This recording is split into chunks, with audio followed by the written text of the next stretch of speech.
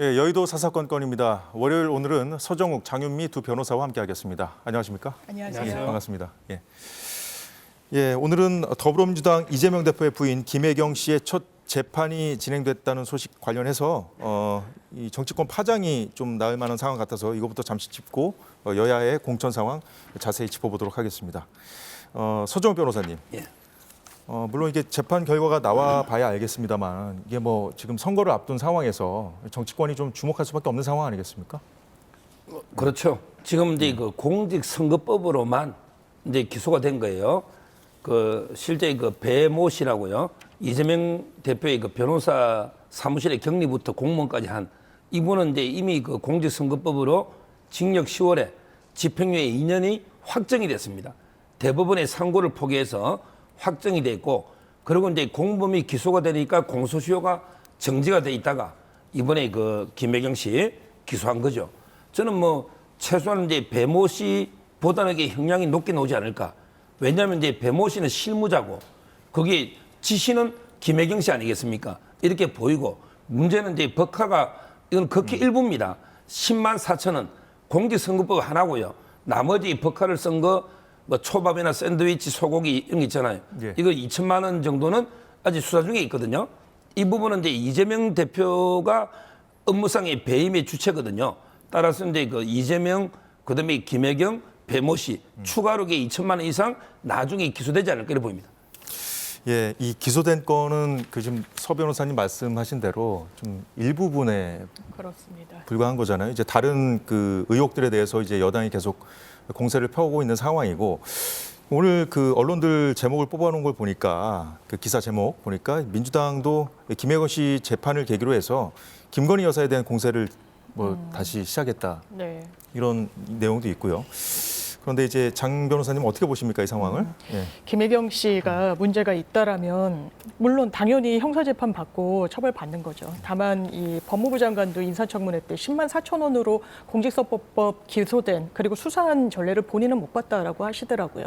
그렇다면 좋습니다. 이 공정과 원칙, 법과 상식이라는 그 잣대를 여야 공히 공정하게 적용해야 되는 게 맞지 않겠습니까? 지금 김건희 여사에 대해서 총선을 이렇게 코앞에 두고 민주당이 단순한 정치 공세 성격으로 뭐 특검을 추진한다, 대통령이 거부권 행사한 걸 다시 부의한다, 역풍 맞을 겁니다. 지금 민주당이 믿는 건 국민들의 여론과 민심입니다.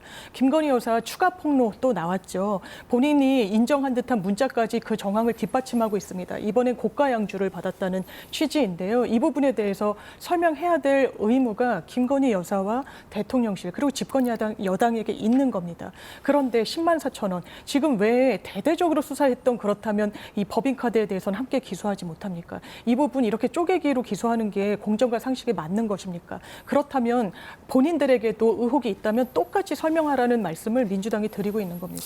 지금 뭐 10만 4천 원 건 말씀, 그 기소된 건에 네. 대해서 말씀을 하셨는데, 뭐 그걸 두고 이제 민주당 쪽에서도 사실 뭐 김건희 여사와의 형평성 문제 제기를 하고 있습니다만, 이 법카 문제 관련해서는 사실 그 뭐 과일을 뭐 1,000만 원치 뭐 사 먹었다는 뭐 여러 가지 다른 의혹들도 지금 네, 네. 여당에서 공세를 펴고 있는 상황인데, 사실 이 내용만 놓고 봤을 때는 그 법인카드를 사용하는 일반인들 관점에서 봤을 때는 좀 상상하기 좀 어려운 내용들이 있는 건 맞거든요. 맞습니다. 예. 인정하고 예. 법인카드를 이걸 유용이라고 하는 거 아니겠습니까? 법적으로 문제가 되는 사용이 있다면요. 그래서 인근 식당 실제로 법인카드가 결제된 곳 수백 곳을 사실상 압수수색 단행했던 거 아니겠습니까?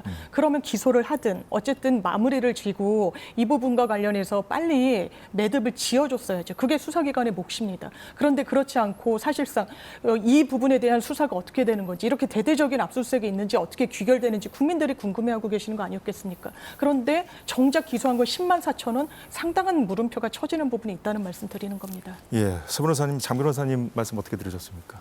예. 제가 이제 그 조합장 선거할 때 10만 원 주가 구속된 것도 봤습니다. 10만 원 받고 이게 구속된 예도 있고요. 그러면 이제 딱 한 번 써가지고 한 번만 기소됐겠습니까? 한 번만 어떻게 법카드를 쓰겠습니까? 기소된 게 한 건인데, 그런데 적발된 게 한 건이에요. 예를 들어 이제 뭐 음주가 한 번 적발되면 딱 한 번만 평생 한 겁니까? 여러 번 하다 보면 이게 적발되는 게 있잖아요. 저는 실제 그 10만 4천 원이 적지 않은 돈이고, 그리고 이게 딱 그 한 건밖에 없었는가 이런 데 의문이 들고, 실제 그 지금 이제 그 법카 그게 문제되는 게 한 2천만 원이 넘거든요. 근데 이게 왜 늦어지느냐면 한 건 한 건 이게 압수수색해서 다 맞추다 보니까 시간이 많이 걸리는 거예요. 선거법은 이제 시효가 6개월이다 보니까 먼저 기소한 거고 나머지 이제 업무상 배임이나 횡령은 이제 그 시효가 충분하거든요. 따라서 이제 곧 아마 조명인 씨 수사 끝났기 때문에 아마 이제 추가 기소가 곧 있을 걸로 송설 후에 이래 보입니다. 예.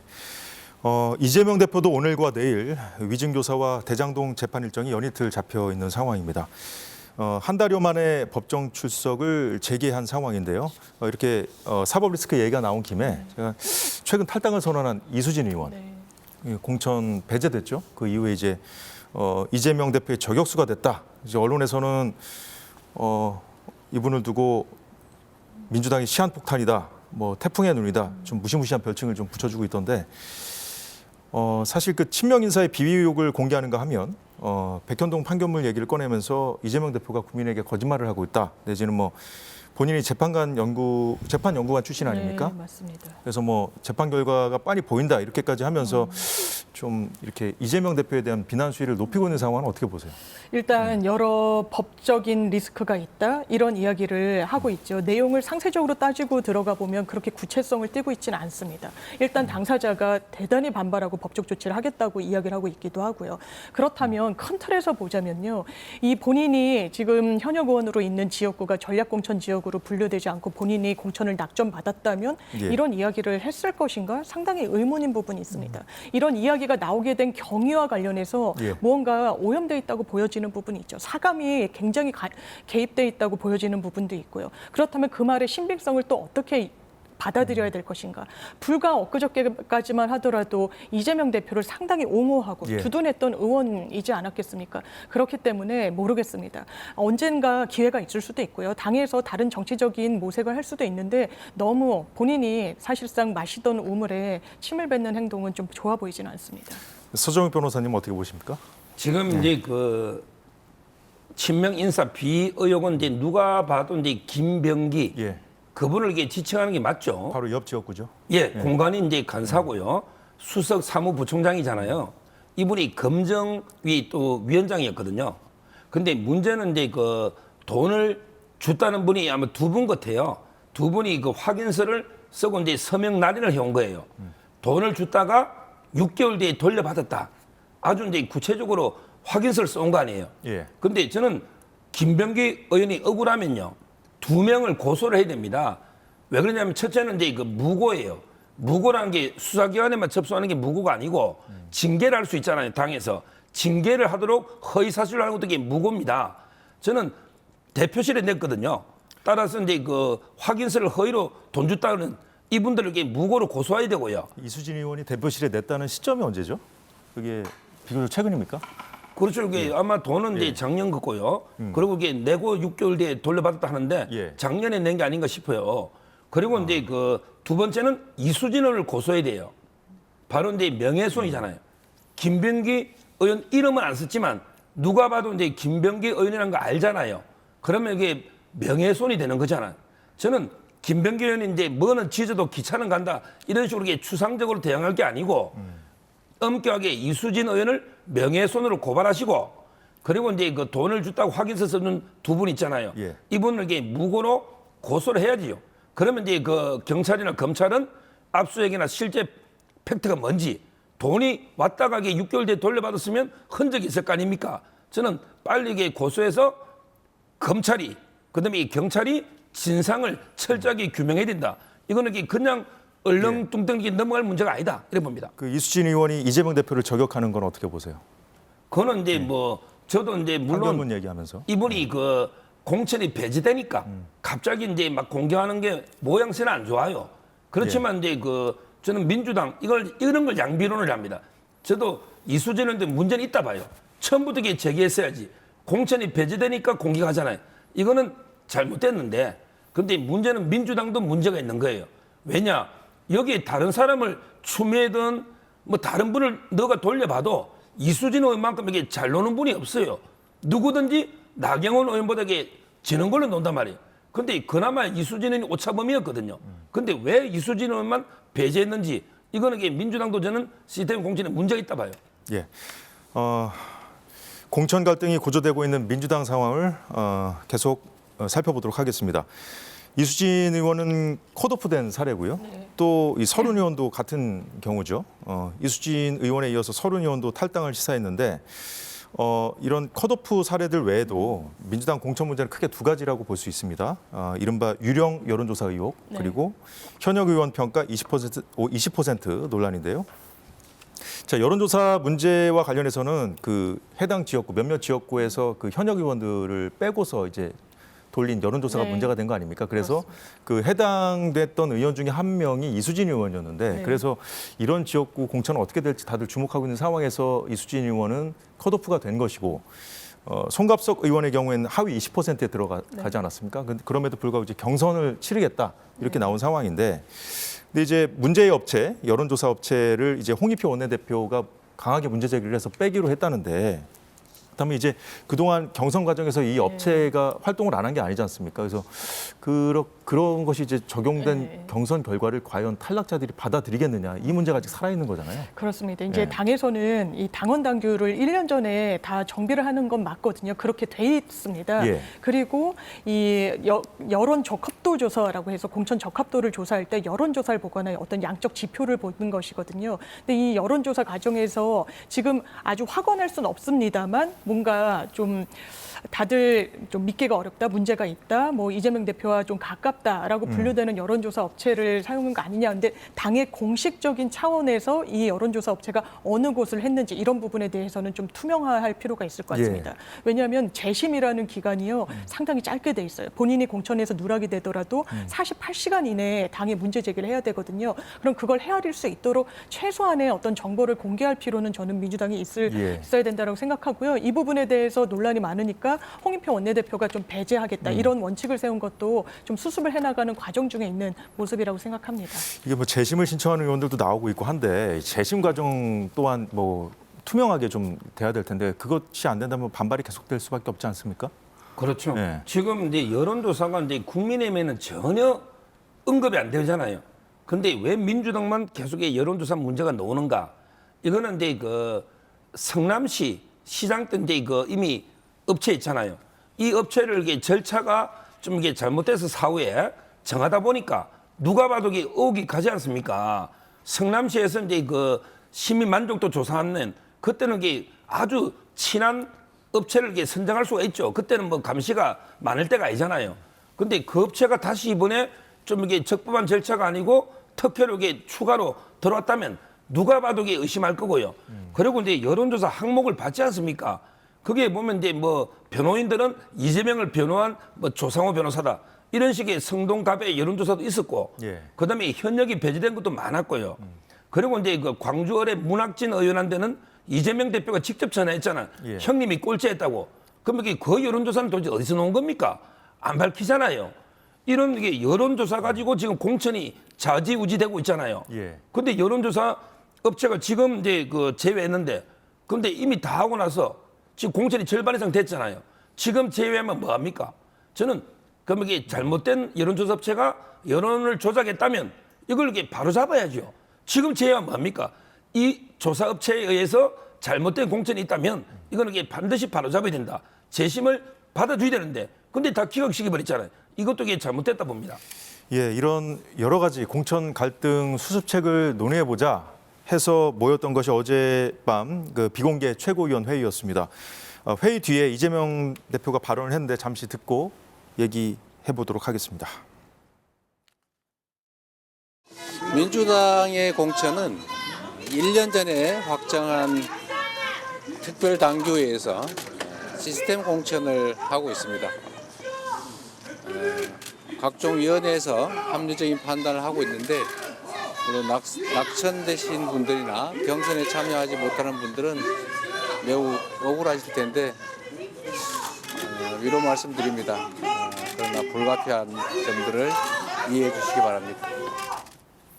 장 변호사님, 어젯밤 뭐 자정 직전까지 했다는데 이 회의 분위기 어땠는지 들으셨어요? 들었습니다. 뭐 고성도 오가고 뭐 그랬다는데 이게 사실 그 이유가 지금 언론 보도 나온 거 보니까 친명계인 김우영 강원도당 위원장 이분이 강원도 도당 위원장인데 서울 은평을에 지금 나오시나 봐요. 예. 경선을 이분을 포함해서 하는 것이 과연 적절하냐.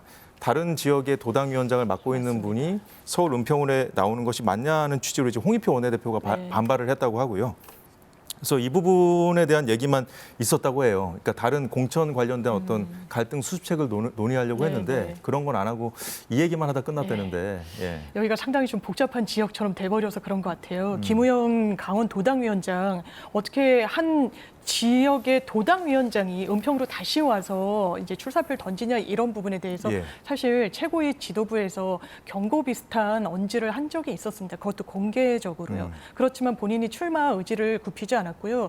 이분이 고등학교까지 강원도 지역에서 성장한 건 맞지만 예. 은평구청장을 지냈고요. 또 은평에서 대단히 다선을 지낸 이미경 의원의 보좌관을 역임했습니다. 그 예. 지역에서 또 강병훈 의원과 또 겨루기도 했었고요. 그런데 이 지역이 강병훈 의원이 워낙 이제 비명계 의원으로 분류가 되다 보니까 예. 이제 친명을 표방하고 있는 이 후보에게 경선을 붙여주는 건 뭔가 사실상의 특혜 아니냐라는 이야기가 뭐 지도부나 이제 당 내부에서 나오고 있는 것 지역구 같은데요. 현역이 비명계다 보니까 또 예, 그래서 그런 것 더 같습니다. 주목을 받는 부분이 있는 것 같은데 저도 도당위원장이 한 지역으로 원래 본인 입장에서는 내가 원래 사수하려고 했던 지역으로 다시 돌아온 거다라고 해명할 수는 있겠습니다만 이게 모양새가 좋지 않은 것도 사실입니다. 그렇다면 한번 공개적인 목소리가 지도부에서 나왔던 만큼 이 부분에 대한 교통 정리는 좀 필요한 것 같습니다. 교통 정리가 필요하다. 네. 그 어젯밤 민주당 최고위 회의 기사 많이 보셨죠, 서 변호사님? 예. 예. 이분이 김우영 이분이요.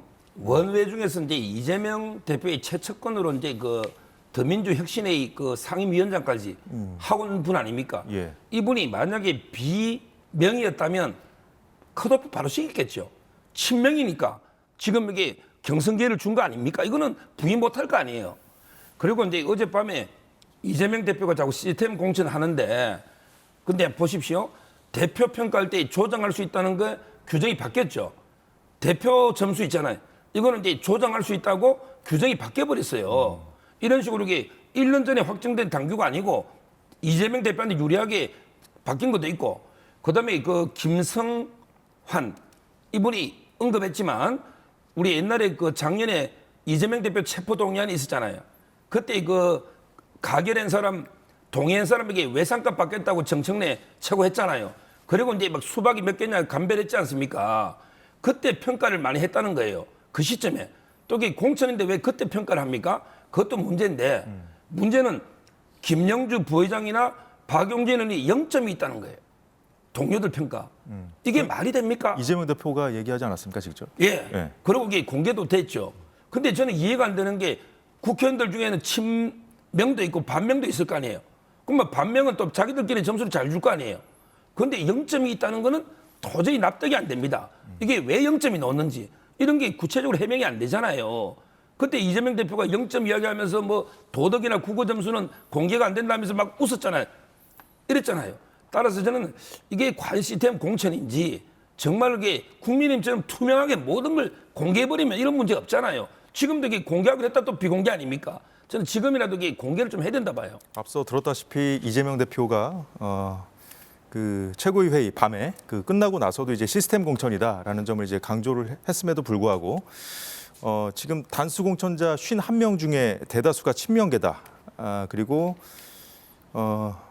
지도부나 당직자가 아닌 경우는 6명 정도에 불과하고 비명색이 뚜렷한 현역 의원은 사실상 친문 핵심인 윤건영 의원뿐이라는 주장까지 민주당 안에서 지금 나오고 있거든요. 그래서 친명 본선, 비명 경선 내지는 친명 횡재, 비명 횡사하다라는 말이 나올 정도인데 수습책이 나와야 되지 않겠습니까? 어젯밤 뭐 논의해보려다 못했다고 하지만 이 수습책이 좀 필요한 상황 아니에요? 지금 이제 뭐 심각하죠. 지금 아직 이제 임종석 내관도 남아 있는 거고요. 예. 앞으로도 그게 남아 있는데 저는 특히 이제 그 막말 논란 있잖아요. 이런 게 보면 대표적으로 이제 우리 수원 갑을병 할 때 수원 갑에 있잖아요. 거기에 김성원 의원 있죠. 이분은 이제 박병석 의장한테 GSGG 이렇게 쓴 거예요. 막말 논란이 일었던 예. 분 중에 근데 한 뭐 분이죠. 본인은 예. 뭐 정부는 뭐 일반 의지에 따라야 된다 이렇게 말도 안 되는데 일반 의지 루소가 말하는 일반 의지는 제너럴 윌입니다. W를 써야지 왜 GG를 씁니까? 이렇게 말도 안 되는 국민을 우롱하는 변명했잖아요. 근데 제가 알기로 정오 발언이나 막말하면 이게 그 5대 기준에 걸리는 걸 아는데 왜 김성원 의원에게 통과됐습니까? 그다음에 그 최고위 중에 서영교 의원 있죠. 이분은 이제 그 딸을 인턴을 하고 로스쿨 간 의혹이 있잖아요. 그다음에 동생을 보좌관 해가지고 비서관. 그래서 이제 그때 아마 탈당도 했었죠. 이런 경력이 있는 분이 어떻게 단수로 공천이 될 수가 있습니까? 이것도 이게 납득이 안 되고요. 그다음에 영등포 을에 김민석 의원 있잖아요. 이분은 이게 정치자금 불법을 해가지고 7억 2천만 원 추징금을 안 낸 거예요. 전두환 대통령이 욕하지 마십시오. 앞으로 민주당. 전두환 대통령이 추징금 안 냈다고 얼마나 했습니까? 그러면 김민석 의원은 왜 추징금을 안 냅니까? 추징금도 안 낸 처벌받은데 단수 공천됐습니다. 이게 친명 아니고 설명이 됩니까? 그래서 그 비명계의 반발이 계속 나오고 있는 상황이지 않습니까? 네. 제가 이제 방금 전에 이제 서 변호사님께 질문 드릴 때 했던 얘기들, 그런 표현들이 다 이미 비명계에서 나왔던 얘기예요. 그래서 앞으로 계속 이런 상황들이 지금 이제 막 시작이다 이런 얘기도 있고요. 예. 근데 조금 덧붙이자면 타당의 공천에 대해 이야기할 때 한동훈 비대위원장도 마찬가지고 예. 좀 조심할 필요가 있다는 생각이 드는데요. 뭐 굳이 제가 국민의힘에 실명을 거론하진 않겠습니다. 사실상 뭐 재판에 넘겨지고 정가 있으신 분들 많으시죠. 그럼에도 불구하고 사람은 누구나 정치인도 전 마찬가지로 과오가 있을 수 있다라고 생각합니다. 예. 그렇지만 지역구에서 지역 구민들과 소통하고 이 표밭을 다지면서 경쟁력을 본인이 확보하면 당에서 그 부분을 보는 거죠. 왜냐하면 유권자 선택을 지역에서 받아야 되니까요. 그런 측면이 있어서 아마 김성원 의원도 그 부분 GS 지지는 후회할 거라고 저는 개인적으로 생각합니다. 예. 그렇지만 지역의 여론조사 등등에 있어서 단수 공천을 받게 된 것 같고요. 다만 이 부분이 좀 지나치게 프레임화돼서 민주당의 공세로 좀 와닿는 부분에 있는 것 같습니다. 이른바 친명이니 비명이니 하는 예. 부분과 관련해서 단수 공천 받은 사실상의 친문 의원은 윤건영 의원밖에 없는 거 아니냐. 굳이 그렇진 않거든요. 정태호 의원이 관하게 있기도 하고요. 고민정 의원 또 박수현 전 청와대 홍보수석 다 단수 공천 받았습니다. 그렇기 때문에 이런 맥락도 있다라는 점. 다만 당에서 당 지도부가 우린 시스템 공천에 따라 뭐 공명정대하게 했다라는 말만으로는 좀 부족해 보이는 있는 거는 또 지적해 주신 대로 사실이기 때문에 그런 지적 겸허히 새겨서 앞으로의 공천 작업에 좀 수용하도록 하겠습니다. 예, 지금부터는 국민의힘 공천 상황 짚어보도록 하겠습니다. 권성동, 이철규, 윤한홍 의원이 단수 추천됐군요. 권성동 의원의 경우에는 대선 승리 직후에 첫 원내대표를 맡은 한때 친윤의 핵심으로 분류됐던 인물이고, 이철규, 윤한홍 의원은 대표적인 친윤 아니겠습니까, 지금도. 예. 박성민 의원 같은 경우는 또 경선을 치르게 됐다고 하네요. 예. 그래서 서울 강남을에 공천 신청을 했다가 대통령 참모들이 양재만 찾는다 이런 비판이 일자 당의 지역구를 이름했던 이원모 전 비서관은 경기 용인 갑에 이 전략 공천하는 방식으로 재배치가 됐고요. 예, 오늘 국민의힘 그 공천 결과 발표는 어떻게 보셨는지 서 변호사님. 국민의힘은 이제 진짜 말 그대로 이제 시스템에 따라서 원칙에 따라서 이제 공천하고 있는 걸로 보여요. 지금 이제 권성동 의원은 무소속으로도 이제 당선될 정도로 지역구가 탄탄하기 때문에 아마 이제 그 원칙 룰에 의해서 된 거고, 실제 이철규나 윤한홍 의원도요. 거기에 경쟁자가 강한 경쟁자가 없잖아요. 따라서 이제 그 일반적인 차이 나는 기준이 있잖아요. 이런 데 기준에 따라서 단수 추천된 게 아닌가. 따라서 이제 그 윤 대통령과 친하다는 이유로 단수 추천된 게 아니고 본인들의 경쟁력이 탁월하니까 단수 추천됐다. 이렇게 보면 되고요. 오히려 이제 대통령의 뭐 술친구라고 자기도 이야기했지만 박성민 의원은 그게 아주 센 경선으로 붙게 되는 거고요. 실제 대통령실 검사 출신이 다 내리꽂는 거 아니냐. 이런 게 비판했지만 실제 부산의 해운대 갑의 주진우 비서관도 능력으로 고향 한 명이 있었고요. 그다음에 이원모 비서관은 이제 강남 을이 고향이긴 하지만 그래도 이게 비난 여론 때문에 당에 맡긴 거예요. 그래서 이제 그 상대적으로 이제 좀 흠진하는 용인 갑에 이제 배치된 거 아닙니까? 그렇다면 저는 대통령실에서 뭔가 이게 검사나 이렇게 내리꽂은 게 없어요. 오히려 제가 어제 경선을 보면요. 동대문 갑의 여명 행정관, 그다음에 최지우 그 제천에 있잖아요. 최지우. 그다음에 충주의 이동석, 전북의 행정관 출신들이 다 이게 떨어졌어요. 왜냐하면 이게 대통령도 어떤 특혜도 없다 했거든요. 그냥 그대로 이게 신인의 패기로 붙었다가 현역들한테 다 패배한 거예요. 지금 이게 대통령실에 떨어진 분이 훨씬 많습니다. 따라서 어떤 특혜도 없다 보면 돼요. 그 오늘 발표된 공천 상황 좀 집중해서 네. 좀 어떻게 보셨는지요? 민주당에서 이른바 단수 공천 받으면 친명인데 능력이 없음에도 불구하고 공천됐고 국민의힘이 반대다라는 의견은 좀 동의하기는 어렵고요. 사실 용인갑에 전략공천된 이원모 전 비서관 본인의 능력으로 된 겁니까? 이 지역 상당한 양지입니다. 내리 3선을 국민의힘 보수 진영에서 승리를 한 지역이거든요. 대통령과의 친분이 없으면 이분이 여기를 어떻게 갑니까? 더더군다나 거기가 워낙에 양지기 때문에 6명의 예비 후보가 있었거든요. 거기에 맞습니다. 지금 대통령실 출신들이 줄줄이 떨어지고 있죠. 이른바 정말 검사 출신의 찐 윤핵관이냐 아니냐에 따라서도 또 갈리는 겁니다. 여명 전 행정관 같은 경우에는 떨어지지만 이원모 비서관은 살아남는 거 아니겠습니까? 이 지역에도 대통령실 인사들이 있었거든요. 용인에도요. 주진우 비서관도 뭐 말할 필요도 없습니다. 사실상 아주 양지 중에 양지, 부산에서 가장 큰 격차로 이기는 지역에 대통령이랑 연결고리를 빼면 어떻게 공천을 받습니까? 이런 부분을 시스템 공천이라고 이야기하는지 전 잘 모르겠습니다. 예, 국민의힘 앞서 25일에는 그 1차로 결과가 발표된 경선에서 3선 이상 이 다선 감점받은 의원들이 모두 이겼어요.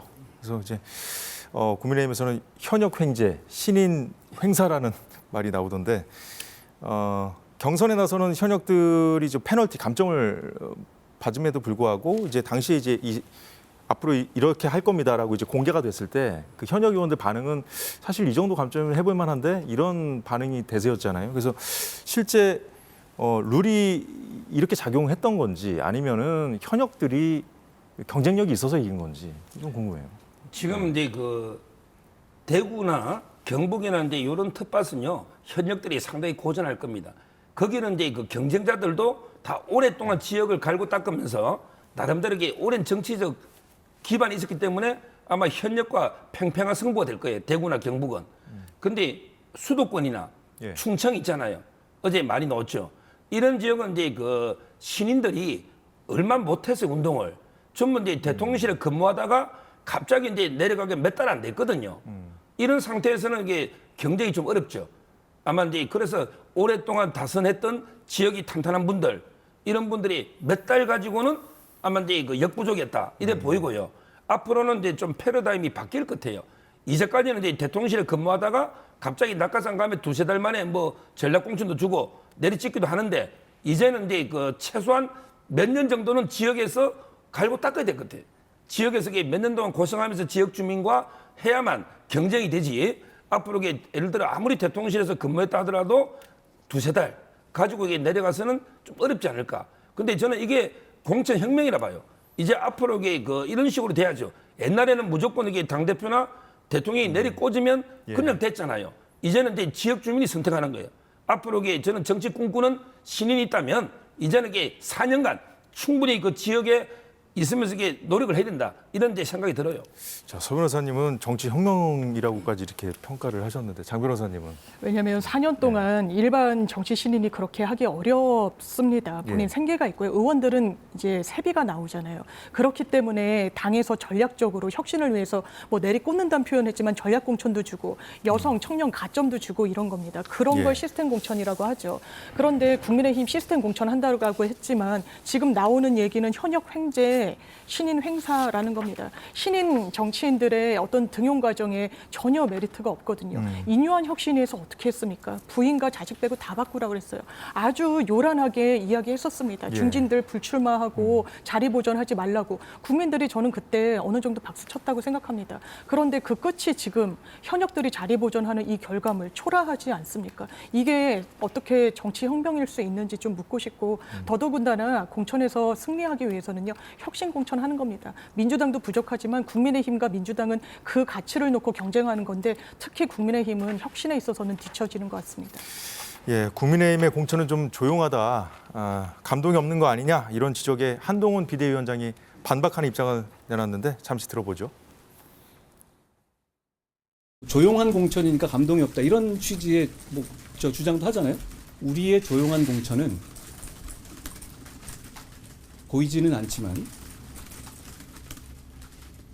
많은 분들의 감동적인 희생과 헌신이 있기 때문에 가능한 겁니다. 감동적인 희생과 헌신 없이 조용한 공천 가능하겠습니까? 여러분 베테랑이시니까 조용한 공천 보신 적 있어요? 지금까지 최근에? 예, 서 변호사님, 저 오늘 한동훈 위원장 출근길 문답 내용 중에 다른 것들은 그동안 얘기했던 거의 연장선이었고 사실 눈에 띄었던 부분이 여기였어요. 보이지 않지만 많은 분들의 희생 헌신이 있었다. 이 부분인데 일단 그 경북 경산 현역인 윤두현 의원 그리고 경기 포천 가평 현역인 최춘식 의원 경남 창원 진해 현역인 이달곤 의원 이분들이 불출마 선언을 했다고 하는데 굉장히 좀 언제 이분들이 불출마 선언을 했지 싶을 정도로 좀 조용히 좀 이런 일들이 좀 벌어진 것 같은데 이거 어떻게 보십니까?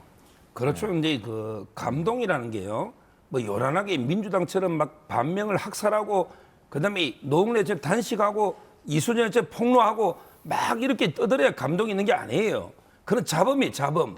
감동이 아니고 저는 시스템에 따라서 딱 이게 누구나 수긍하는 이런 공천 이게 감동 아닙니까? 그리고 이게 희생이 있어요. 좀 전에 빠져있지만 우리 장제원 의원. 장제원 의원은 이제 그 3선이고 가장 대통령 측근 1등 공신이잖아요. 근데 그분이 불출마했지 않습니까? 그 다음에 한동훈 위원장이 불출마했고요. 배지를 그냥 달 수 있는데 포기했지 않습니까? 그 다음에 인요한 혁신위원장이 포기한 거예요. 이게 감동 아닙니까? 민주당은 그렇게 못하잖아요. 한동훈 위원장, 인요한 위원장, 장제원 의원 3명이 그대로 희생한 거 아닙니까? 저는 이게 감동이고 그다음에 나머지 윤두현, 최춘식, 이달곤 앞으로도 이런 이제 그 희생하는 이런 분들이 오는 거예요. 결국 지금 이제 국민의힘의 공천은 한 문장으로 정리하면 기회는 평등한 거예요. 그다음에 이 과정은 공정합니다. 그리고 이제 이 결과가 정의롭잖아요. 이게 감동이에요. 기회가 누구나 놓을 수 있는 평등. 그다음에 과정이 공정, 결과는 정의롭다. 옛날에 문재인 대통령이 취임사에서 했지만 문 대통령은 지키지를 못했지만 제가 여기 딱 국민의힘의 공천 보면 이게 바로 감동이다. 조용한 감동이에요. 자, 현역 의원들의 조용한 불출마 선언 행렬을 보고 이제 그 한편으로는 좀 물밑에서 물갈이가 이루어지고 있는 거 아니냐 이렇게도 볼 수 있을 것 같아요. 저는 이게 진정한 선당후사인지 한번 따져볼 필요는 있다라고 생각합니다. 왜냐하면 지금 공공기관장 자리에 15%가 공석으로 돼 있다라고 하죠. 공공기관장 연봉이 평균 2억에 가깝습니다. 임기 3년이 보장되죠. 그렇기 때문에 집권 여당의 정치인들 또 이런 인사들이 가는 자리이기도 하고요. 그 부분에 대해서 만약에 이렇게 매끄럽게 물밑에서 잘 조율돼서 마치 양보하는 듯한 분들이 그 자리에 가시는지 안 가시는지를 꼭 따져볼 필요가 있다라는 생각이 분명히 들고요. 지금 뇌관을 민주당은 좀 앞서서 어려운 문제를 풀었다면 지금 국민의힘은 어려운 문제를 뒷부분에 남겨놓고 있는 거 아니겠습니까? 지금 무슨 국민공천 이런 얘기를 하면서 강남권, 그런 양지 중에 양지는 뭐 공천을 하겠다고 하는데 그건 사실 당에서 결정을 하겠다라고 하는 거죠. 이 부분이 정말 뜨거운 뇌관으로 남아 있다는 말씀 드리고 싶습니다. 예, 양당이 그 총선 공천 그 속도를 내면서 이제 대진표 윤곽이 잡히고 있는데 지금 언론들이 그 주목하는 것이 그 전향한 운동권과 친명 운동권의 대결 이렇게 좀 제목을 뽑으면서 한 것이 서울 마포 을 이곳하고 그리고 또 한 곳이 인천 계양 을입니다. 오늘 인천 계양 을에서는 국민의힘이 그 한동훈 비대위원장 방문에 이어서 인요한 전 그 혁신위원장이 또 지원에 나섰다고 하고요. 민주당은 오늘 현장 최고위를 여기서 좀 개최했더라고요. 예, 어떻게 보십니까? 먼저 이제 그 마포을은요 운동권 경력만 보면요 정청래 의원은 이제 뭐 이등병이면 함은경은 이제 사성 장군입니다. 급이 비교가 안 될 정도의 비중이에요. 그 함은경 이분은 이제 서울대 삼민투 위원장으로 미문화원 증거 그때 주도했던 운동권에서는 레전드 전설입니다. 그런데 그 정청래 최고는 이제 그 서총련 산하에 아마 꽉생회장 정도의 급입니다. 그럼에도 불구하고 함은경 위원장에게 누린 게 없죠. 누린 게 없어요. 그냥 지금 군산에 횟집하고 있습니다. 그런데 정청래 최고는 많이 누렸잖아요. 국회의원도 3번 하고 많은 걸 누렸지 않습니까? 저는 이번에야말로 누가 진짜 이게 젊을 때 민주화라는 대의에 누가 더 헌신했는지 그럼에도 불구하고 누가 더 혜택을 안 받은지 이걸 마포 주민들이 판단할 거다. 이렇게 보이고요. 그 다음에 두 번째 계양을은요. 계양을은 이제 그 원희룡 후보 입장에서는 이제 그 천군만마가 첫째는 이제 한동훈 위원장, 그 다음에 인요한 위원장, 그 다음에 이천수 후원회장, 이천수, 그 다음에 유동규 본부장, 그리고 이제 그 윤영선 전의 그 위원장 이런 분들이 전부 원희룡 당선을 위해 다 발벗고 나선 겁니다. 한 사람 한 사람이 천군만마예요. 저는 이렇게 된다면 좋은 승부가 되지 않겠는가 이렇게 봅니다. 예, 장 변호사님. 사성 장군급 운동권 출신이라면 국민의힘에서 표방한 시대 정신에 따르면 척결 대상 아니겠습니까? 어떻게 그걸 훈장처럼 또 국회의원 선거에 출마할 수 있습니까? 홍준표 대구시장이 이렇게 얘기했더라고요. 얼치기 좌파들이 전향했다면서 우파 행세를 하고 있다고 직격했습니다. 당 내에서 나오고 있는 겁니다. 어떻게 집권 여당의 총선 전략이 386 운동권 청산할 수 있습니까? 작년에 우리나라 경제 성장률 몇 %대였습니까? 1.4%였습니다. 이거는 아주 전 세계적인 이변이 있지 않은 이상 1%대를 기록한 전례는 없거든요. 이 부분에 대해서 한동훈 비대위원장, 집권 여당 뭘 내고 있습니까? 어떻게 민주당 청산이 국민들께 어떤 민생을 낳게 해주는 대안일 수 있습니까? 함은경 회장이라는 분도 마찬가지죠. 민주진영에서 계속 출마했던 분입니다. 그러면서 지금 와서는 정말 운동권이다. 이게 굉장히 모순이란 말씀드리고요. 또 인천 계양에서 원희룡 전 장관 같은 경우에 뭐 더 힘쓸 수 있는 장관이다라고 이야기를 하고 있지만요. 그 부분과 관련해서 얼마나 민생 정치하고 계시는지 이 부분과 관련해서 상당히 물음표가 남습니다. 그리고 사실 뭐 지금은 지원을 하고 있다라고 하지만 사천 논란에서 자유로울 수 없는 지역이죠. 바로 그 지역의 당협위원장으로 직전에 이재명 대표와 겨뤘던 분의 어떤 한숨, 어떤 지지를 이끌어내기 이전에는 상당한 반발이 있었기 때문에 좀 매끄럽지 않았던 과정이 있다고 말씀드리고 싶습니다. 예, 인천 계양을 관련 의견까지 잘 들었습니다. 지금까지 장윤미, 서정우 변호사였습니다. 오늘 말씀도 고맙습니다. 감사합니다.